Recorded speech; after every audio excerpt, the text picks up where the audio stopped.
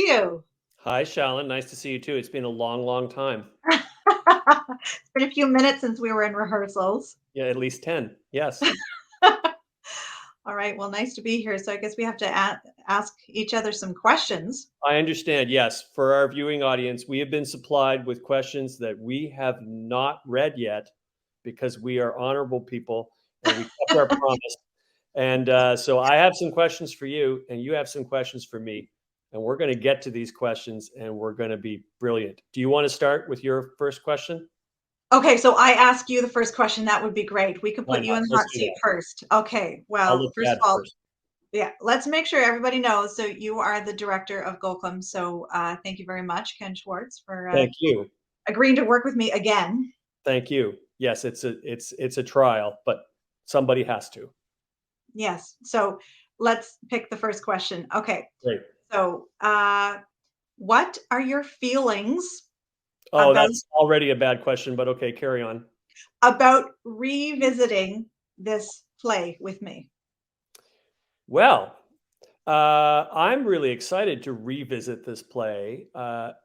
First of all, we don't often necessarily in the Canadian theater get to revisit anything, even things that are really successful and audiences love and artists love to work on. Sometimes, for a whole host of strange reasons, we don't get a chance to actually revisit. So we create a lot of work and we produce a lot of works once, but we don't necessarily get to use the things that we learn to come back and to make it an even better thing. So Mhm. I'm So you're I'm saying you're excited? yes, I am. I am excited. Okay. I am excited because it is a really to come back into a rehearsal period, which we did yesterday, and to know that you're building on weeks of work that you've done before. In this case, we were in rehearsals about, I guess, 5-6 months ago. That's something that doesn't happen certainly to me all that often. Mhm. And so yeah, I feel terrific about it. Great. Thank So you. it's my Okay. turn now. So now I All get to right. ask Your you my turn. question. Are Okay. you Go ready? for it. All right. Could you speak? Oh, here we go. Could you speak a little bit about what inspired you? What led you to write Gokum in the first place? Yeah. Well, unfortunately, it was because of reading some really old, weird colonial documents written by white male European explorers and missionaries uh, and anthropologists. And I really felt like it was just missing, like I couldn't really hear or imagine Olnu, Mi'kmaq women in like all these descriptions of Mi'kmaq life. And sometimes I could, there was a little bit of detail about what women were up to, but I just knew that it was through all of these lenses. And I just felt like I wanted to hear more of our stories and imagining their lives, the Mi'kmaq women's lives, but also what got them through some very painful or challenging centuries. And so I wanted to imagine that myself and embody that myself and share that with others in the audience. Yeah. Excellent. Okay. Are you ready for your next question? Probably not, but do it anyway. Okay. What parts of the story resonate with you the most personally, and why? Wow. Okay. Sorry, Well, after what I just said, this is yeah. This is okay. something Go that for it. we haven't talked about. Wow. There is a that's a hard one, but I think the youngest characters in the play really resonate with me the most because they remind me of young people today, and the things that they're fighting for and the hope that they have for the future and all the obstacles that they're facing. There's something about the sometimes the optimism and the courage that youth have, in the sense that they haven't necessarily lived long enough to become jaded. That they have a but it's something to be so admired, that optimism that things can be changed and will be changed. And there's more than one character, I think, in the play that reminds me of that, especially one, but there are two, quite young characters who are just in some ways like optimistic, even though they might not have all the reasons to be optimistic, but they're finding them, Mhm. and the courage to find optimism in situations which are so difficult. And I really identify with those characters in the play, and I find it instructive, in the same way that I find other young people instructive, where I might Mhm. not be so hopeful about things, and I look at people much younger than me, and I go, "Wow, I have to get some of that. I Mhm. want what they're having because Mhm. because we can all learn from that, that Mhm. reacquaint ourselves with that kind of optimism." So Mhm. thank you for that, because that's your play. Oh, now it's my turn. Now It's my that's great, but I just want to make sure that I heard you. So what you identify with the most is the young people. I think so. Yeah, because Great. I secretly want to be a young person. Sounds No, but good. I really do. I really do. They really. It's and because I think the play is a really forward-looking play, Mhm. and those young people are the people who are going to, they're going to make a difference. I think Mhm. in a really big way. Okay, my turn. All right, which one am I going to go to now? I like this one. All right. Oh no. What are the best and worst parts of being both the writer and performer of your own solo show? Excellent question. Can't wait for the answer. Okay. The best part is that I know what I mean always, as the performer, as the performer, I know what the writer meant. Yes. So that's the best part. So as an oral storyteller, those two things are, woven together, they're combined. You have a story and you want to share the story. So that's the best thing.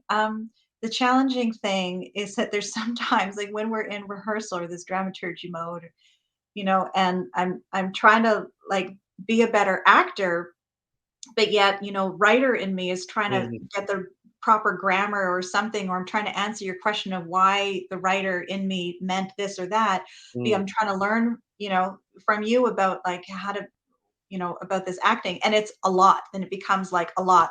So it also means that I edit every night. Like I can, while we're in rehearsals, right?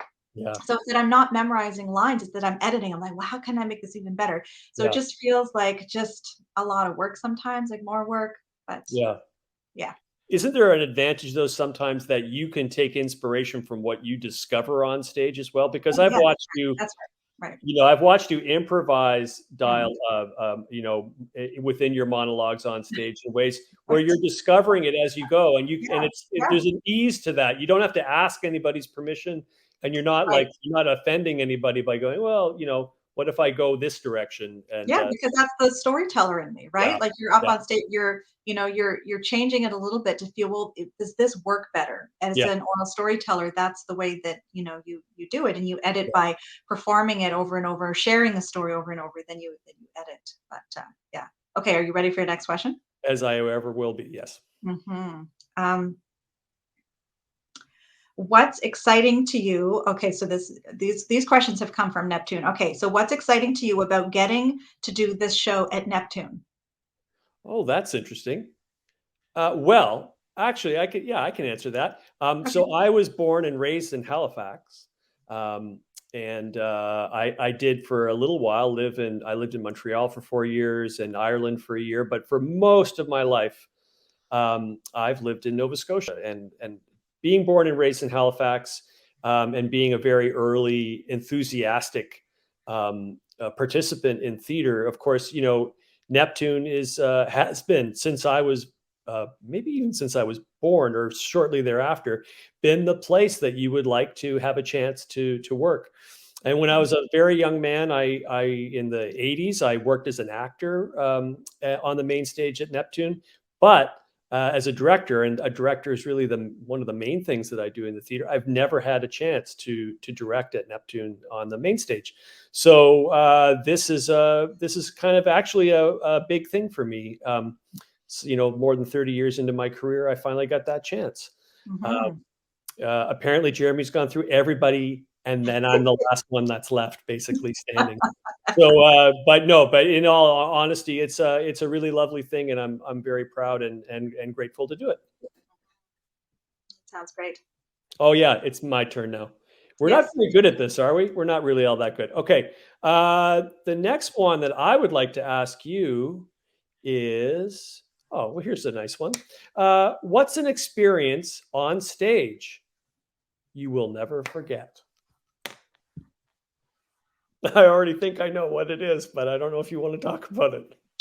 Don't let my secrets out, Ken. I'm just saying there I is think. one that I could Oh, look for you to, but you could pick I something was that trying to wasn't. think of something else. Do you mean the one that happened at King's Theater? Yeah, that's exactly what I'm Oh, thinking of. Kenneth Schwartz. That's my name. Don't wear it out. Okay, as long as whoever's listening doesn't tell anybody else. Yeah, no, it's just between you and I. Okay, okay. Because yeah, so even as an oral storyteller, you get used to, what the story that you're telling, and I always love to put songs into my work. That's something I've always learned is important, like drum songs. And so for every show, I find a song, like a drum song, especially if it's a simple one, so that I can repeat it, so that the audience gets to learn this song or sing with me by the end. And this is something that I like to do. I did that in El Buldiag, so I chose a song for this one. And so and what you never know as a performer under those lights on that stage. And it just shocked me this one day that I was about to sing the song that we've been rehearsing for 3 weeks, and I performed it the night before, and I forgot the song. Which song was I singing? So I just made up a song. Uh, and I could just imagine you laughing at me in the booth. Still laughing. It was so funny. Oh, so yeah, so but it's such a, just grounding and grounding thing, and a humbling thing to remember that no matter how many times we practice it, is that sometimes we're so in the moment, or all this adrenaline, as a performer on stage, that we can even forget the song that we've been singing, like, for the show. And amazingly, not one person in the audience would have ever known any different. That's the other fun thing about theater is that, inside the production, we can all be going, I can't believe that just happened. But nobody in the audience would know that anything different happened. It's fun Well, that way. as long as she is always singing, and so Yeah. I just, but then, being, again, it goes back to the, actor and the writer, is that, I Yeah. created the concept of the words and the music, so it's like, well, I'll just start improvising. Here we go. But yes, I wish that I had a different story for that, but And that's that's a the pretty good story. one, though. That made me happy to hear it again. Mhm. Okay, we probably don't have a lot of time left, but question: what's your next gig? Oh I my don't even know. goodness. My next Yes, gig. spill your Well, secrets. my next gig would be I think very, very shortly after this production opens at Neptune, I'm producing the Merit Awards for Theatre Nova Oh, Scotia. And mhm. then shortly after that, I'm going to be getting ready to direct two productions at Two Planks and a Passion Theatre in the Valley. So Which is no looking, small feat, right? This it's, pandemic has it's taught us no that. it's no small feat for any of us. Why do we get to know what your next gig is? Since I got to do that, do you get to tell us that? I'm going to ask you that question right back. Is that on your questions that you were given? I prove that it's not. You're just, What's your next gig? I want to hear you say the word gig as well. What's your next gig? I don't even know. I've lost track. Well, I'm going to do another remount of Koqm. Oh, yes, that's right. That's right. Hey, Ken, Am I going to be would you involved in direct that? me for that? Yeah, I guess. So Okay. is that also another Yeah, next gig that's for a you? gig. Yeah, that's a gig. Okay. We should say where it's going to be. Where is it going to be? Ship's company. But please come see it at Neptune. Oh, But then yeah. after that, also then come to Ship's Theater Company. To Ship's Company Theater in Parsberry. Yeah, that's going to be after our run in Halifax. That's right. Yeah. So that For really is for a my month. next gig. I think we are at time. So thank you so Yep. much for those insightful, moving, entertaining questions Yeah, you too. You to too. whoever gave them to us. I guess Neptune Theater. And but we should say before we let each other go that Koqm is being performed at Neptune Theater. And it's running in April between April 5th and the 17th. Mhm. And I believe April 5th is a pay what you can. Mhm. And we are very much looking forward to being there. Aren't Yes. we, Alan? Yes, we are. I'm looking very forward to it all. Thank you, Ken. Thank you, Shalyn. I'll see you very, very soon. See you tomorrow. Bye bye. Bye.